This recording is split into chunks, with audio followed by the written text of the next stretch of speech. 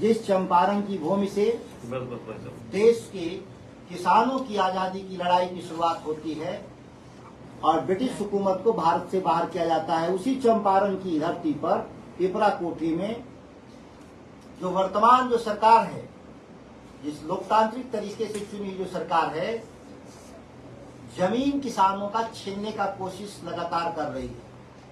ये अपने आप में हास्यास्पद और चौंकाने वाला विषय है।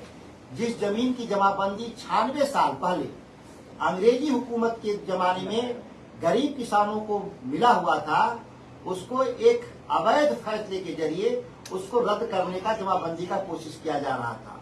जिस जमाबंदी रद्द के खिलाफ किसानों की एक महापंचायत में सांसद के तौर पे, एक प्रतिनिधि के तौर पे मुझे आमंत्रित थे। जब मैंने गया तो आश्चर्यजनक जो घटना स्थल है, वहां पर एक सभा हमने किया और सभा के बाद एक सांकेतिक रूप से किसानों के साथ उस खेत की जुताई करने का हमने काम किया। वहां पे सैकड़ों की तादाद में बिहार पुलिस जो डीएम एसपी के द्वारा वहां भेजा गया। सबसे आश्चर्यजनक है कि स्थल पर एक न्यूनतम जो प्रोटोकॉल है कि कोई भी जब इस तरह के कार्यक्रम होते हैं तो मजिस्ट्रेट वहां पे बहाल होता है। मजिस्ट्रेट के तौर पे डीएम स्वयं को रहना चाहिए था, एसपी को स्वयं होना चाहिए था।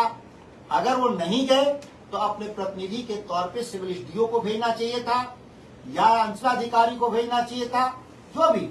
लेकिन आश्चर्यजनक है, पुलिस सैकड़ों की तादाद में है और मजिस्ट्रेट वहां से नदारद है, क्योंकि किसी जमीन को जोतने का अधिकार पहला हक किसानों को है।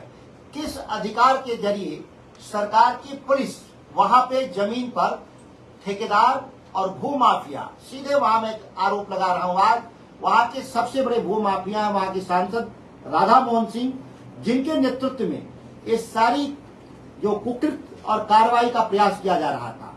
वह जमीन बिहार में इस तरह का माहौल नहीं था, वहां के किसानों की जमीन कब्जा नहीं की जाती थी। विकास के लिए जो जमीन की जरूरत पड़ती थी तो सरकार भूमि अधिग्रहण कानून के जरिए जमीन हासिल करती थी। ये पहला कानून हुआ है जिसमें बिना अधिग्रहण का, बिना क्रय का सीधे जमीन किसान का 17.5 एकड़ खींचने का या उसको कब्जा करने का प्रयास किया गया।